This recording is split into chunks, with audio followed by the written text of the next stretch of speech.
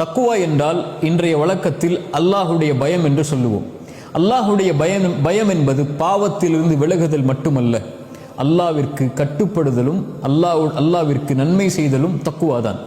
Umar அவர்களிடத்திலே ரலியல்லாஹு அன்ஹு உபய் அவர்கள் ஒரு முறை கேட்டார்கள், உமர் அவர்களே, தக்குவா என்றால் என்ன என்று.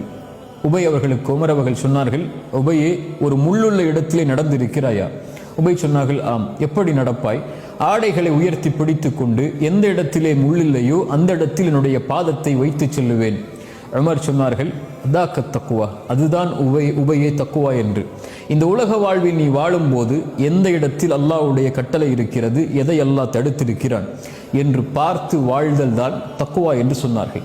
இப்படி வாழக்கூடிய மனிதர்களை அல்லாஹ் சொல்கிறான், இந்த தன்மையை சுமக்கக்கூடிய முத்தகீன்களை அல்லாஹ் நேசிக்கிறான். அல்லாஹ் நேசித்தால் என்ன ஆகும்?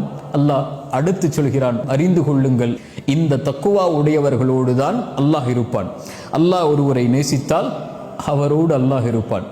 அல்லாஹ் ஒருவரை நேசித்து அவரோடு அல்லாஹ் இருந்தால், யார் அல்லாஹுவை அஞ்சி தக்குவாவை சுமந்து தன்னை சீர்படுத்திக் கொள்கிறார்களோ அவர்களுக்கு எந்த கவலையும் இல்லை, எந்த பயமும் இல்லை.